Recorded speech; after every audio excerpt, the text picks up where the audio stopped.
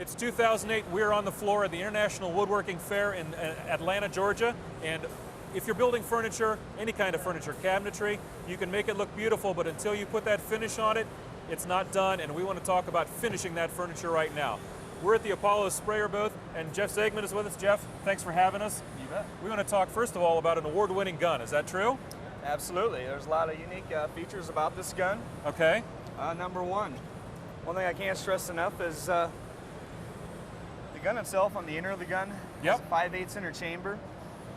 Really nice thing about it is this gun will also convert over to an air compressor. Just change this one single fitting out. So it'll either allow you to work on an air compressor or on a turbine. So okay, no so matter- nice versatility there. Absolutely, absolutely. Okay, and you showed me something else as well. You can use it in different cup situations, right? Yeah, you can go with several different configurations. You can go with the bottom canister style cup, which most guys are very familiar with. Right. Or more into the automotive industry, you can also go into the gravity style cup. Cool, so whatever they want to work with? Or even a pressure pot. We also have larger pressure pots, just depending on what best fits your application. You can go into the bulk end of it, or you can go into the smaller quantities, or whatever best fits your application. Okay. Fan adjustment, what do we got going here? Absolutely. On the head of the housing of the gun, there's a fan adjustment, which allows you to go from a round pattern right back to a fan pattern. So just depending, again, on your application, you can really fine-tune the gun to get the results that you want. Cool. Now, I see atomization on here as a pretty strong feature. Can you explain that a little bit? Yeah, the gun itself has been designed to give you the best atomization that you're going to find. The reason for that is the actual head of the gun, the cap itself. There's a lot of designs that have been done on this gun. Yep. It's kind of hard to see it, but when you look at the gun, there's a lot of little tiny air orifices on the front of the gun, which allows you to atomize the product, breaking the particles down to give you the finest atomization you're going to get.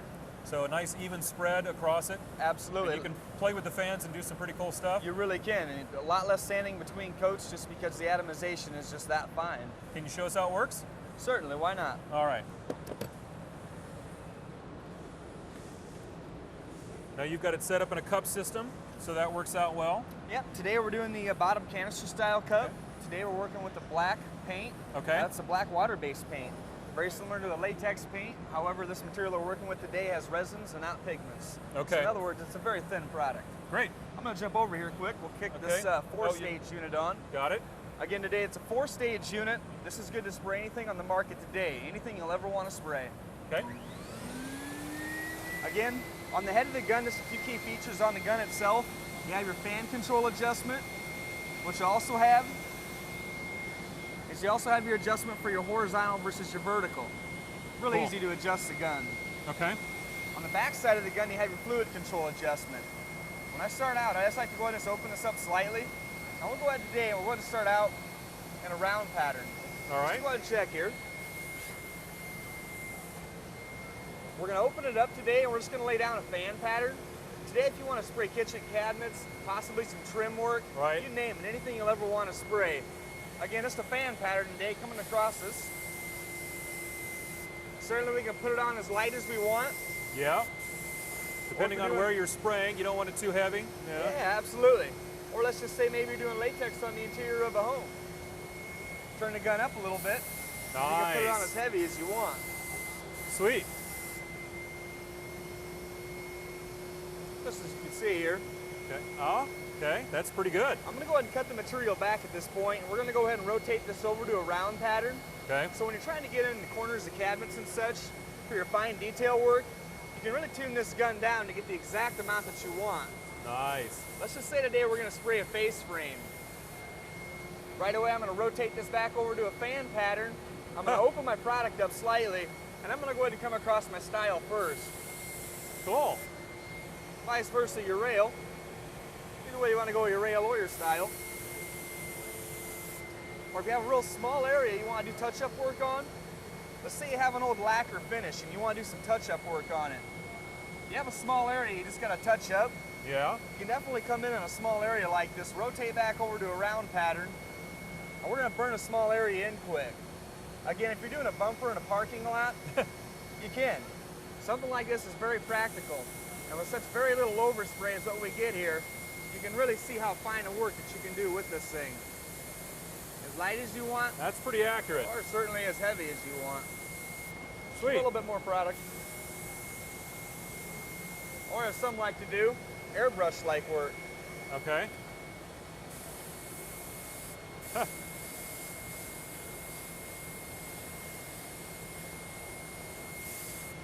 Nice. What's really impressive about this gun, no matter what your application may be, possibly working in the basement, working in the garage, the last thing we want is overspray. Right. And overspray is one thing we can't stress enough. So keep this in mind.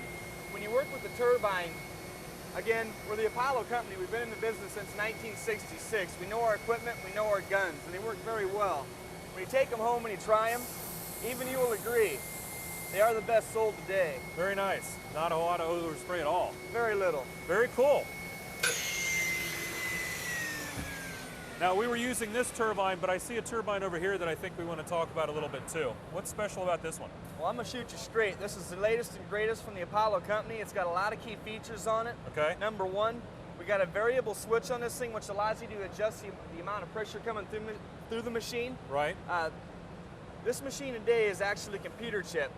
There's other ones out there made that they have inside what they call a rheostat. Right. And the rheostat isn't really as accurate as what your computer chip design is. This thing is accurate within a tenth of a pound is how accurate it is.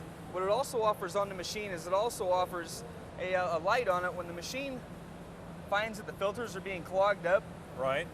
There's a light on the machine that'll be green when the machine is clean, right, and it'll be red when it's clogged up. So you're not going to mess up your performance Certainly. by having a dirty filter. Absolutely. Now, this is actually sensitive to the atmosphere and the pressure that's going on too, which is huge when you're trying to lay down a nice finish, right? It doesn't matter where you take this machine, whether you're taking it into a hot environment or you're possibly taking it to anywhere you'll ever want to go with the machine. It'll good for your.